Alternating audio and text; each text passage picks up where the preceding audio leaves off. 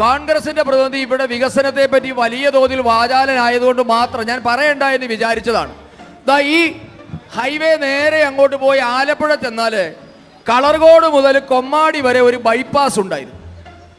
ആ ബൈപ്പാസിന് തറക്കല്ലിട്ട ആളുടെ പേര് ഒരുപക്ഷെ ഇടതുപക്ഷത്തിന്റെ പ്രതിനിധിക്ക് അറിയായിരിക്കും, TK ദിവാകരൻ എന്നാണ്.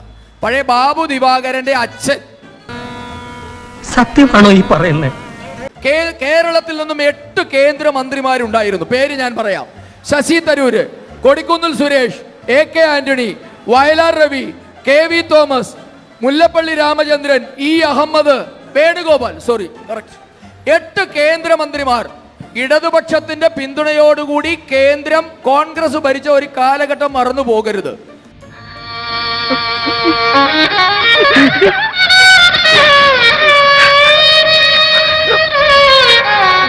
അതായത് ആ ബൈപ്പാസിന് തറക്കല്ലിട്ടിട്ട് 42 വർഷം എടുത്തു സർ. 1-2 അല്ല, 42 വർഷം. ആർക്ക് വേണമെങ്കിലും ചെക്ക് ചെയ്യാം. 42 വർഷം ആ കല്ല് അവിടെ കിടന്നിരുന്നു. 8 കേന്ദ്രമന്ത്രിമാർ, 2 മുഖ്യമന്ത്രിമാരുണ്ടായ ജില്ലയാണ്. VS അച്യുതാനന്ദനും AK ആന്റണിയും.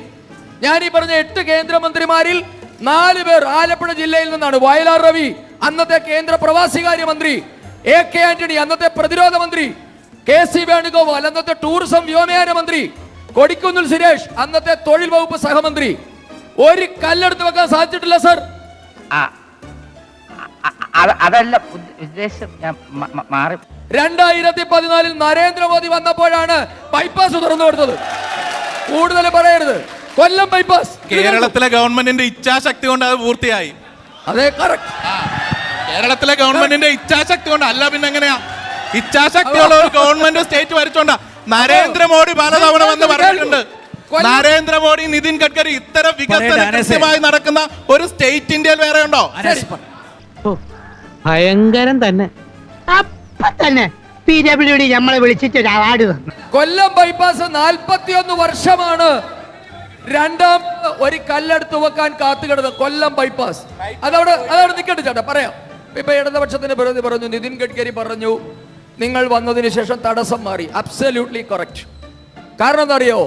ദേശീയപാതയ്ക്കെതിരെ സമരം ചെയ്തപ്പോൾ പാർട്ടി സെക്രട്ടറിയുടെ പേര് പിണറായി വിജയൻ എന്നായിരുന്നു. ദേശീയപാത നടപ്പാക്കുമ്പോ മുഖ്യമന്ത്രിയുടെ പേര് പിണറായി വിജയനാ. ഇത് കേൾക്കൂ സർ.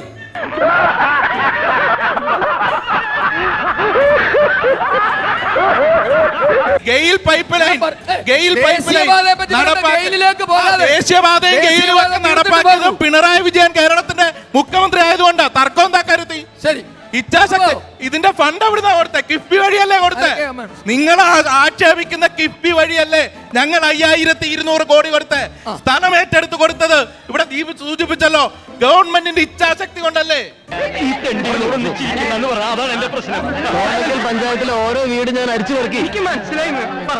കേന്ദ്ര സർക്കാർ ദേശീയപാത കൺസീവ് ചെയ്തത് 60 മീറ്റർ വീതിയിലായിരുന്നു.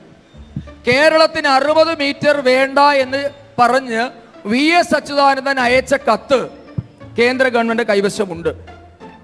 ഇവിടെ ഇടതുപക്ഷവും വലതുപക്ഷവും സർവകക്ഷി സംഘവും BJP ഇല്ല സർ. ആ സർവകക്ഷി ആരാ? CPM ഉം കോൺഗ്രസും. കൗതുക ലേശം കൂടുതലാണ്. സർവകക്ഷി സംഘമാ പോയെ. കേരളത്തിലെ BJPയുടെ പ്രതിനിധിയുണ്ട്. സർവകക്ഷി സംഘം ചെന്നു. അതിനുശേഷം ഉമ്മൻചാണ്ടി പദ്ധതി ഉപേക്ഷിച്ചു. അതിനുശേഷം പിണറായി നടപ്പാക്കുന്നത്.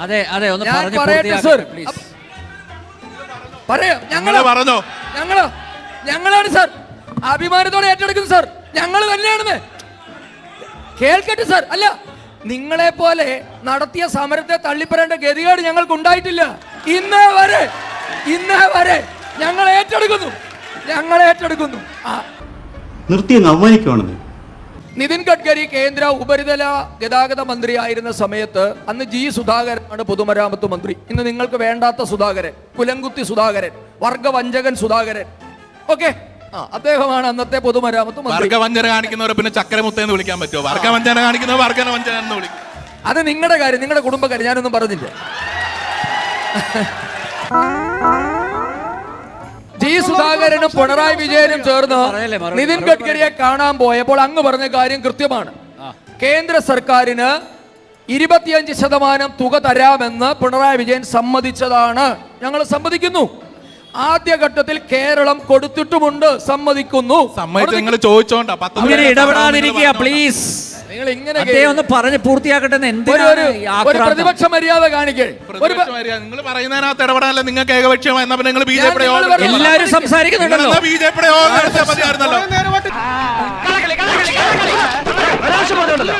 ഇതാണ് നിങ്ങൾ സംസാരിച്ചു, അനസലി സംസാരിച്ചു, അതേ സംസാരിക്കട്ടെ. അതൊന്നും വേണ്ട കേട്ടോ. കൈയൊന്നും പൊക്കി ചൂടി അതൊക്കെ കൈവച്ചാ മതി കേട്ടോ.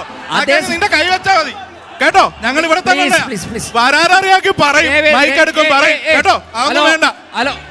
വേണ്ട വേണ്ട കേട്ടോ. അല്ലേ വയസ്സുകാലത്ത് ഓരോരുത്തന്മാരുടെ ഓരോ പൂതികളെ എനിക്കതല്ല തലക്കോളം കിറക്കഞ്ഞ മനുഷ്യന്മാർ ഇങ്ങനെ കാണിച്ചു വിട്ടു.